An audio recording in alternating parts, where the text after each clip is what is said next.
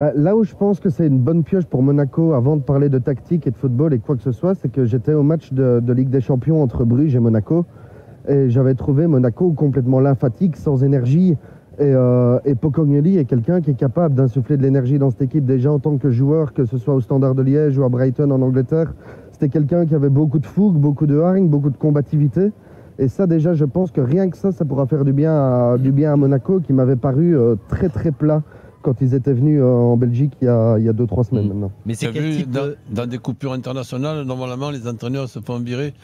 Eh bien, il y en a d'autres qui ne se font pas virer. Ils partent gentiment en disant au revoir, merci. Même si ça a dû surprendre du côté de l'Union Saint-Gilloise ce départ de Pocognoli, mais Loïc... Par curiosité, excuse-moi de te couper, qui le remplace?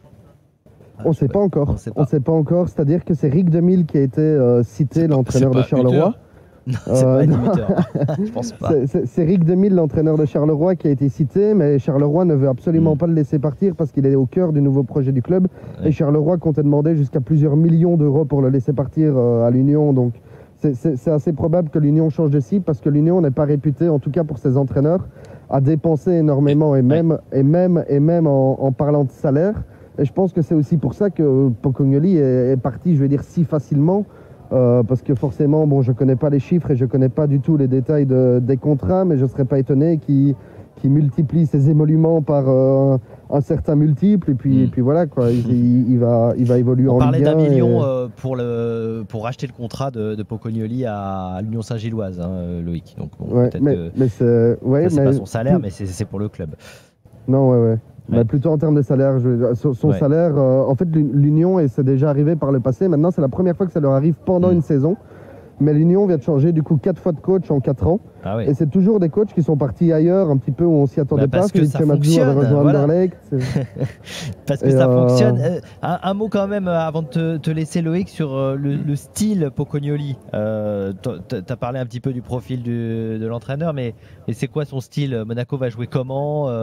Est-ce qu'il a un plan de jeu établi? Est-ce qu'il a une préférence? Si c'est comme à l'Union Saint-Gilloise, c'est-à-dire qu'il jouait pratiquement toujours en 3-5-2. Il jouait pratiquement toujours en 3-5-2 avec 3 défenseurs centraux qui étaient assez complémentaires parce qu'il y avait un joueur très rugueux qui était Christian Burgess qui savait mettre les coudes. Il y avait des joueurs rapides pour pouvoir couvrir et puis derrière il y avait 2 flancs très rapides aussi sur les côtés.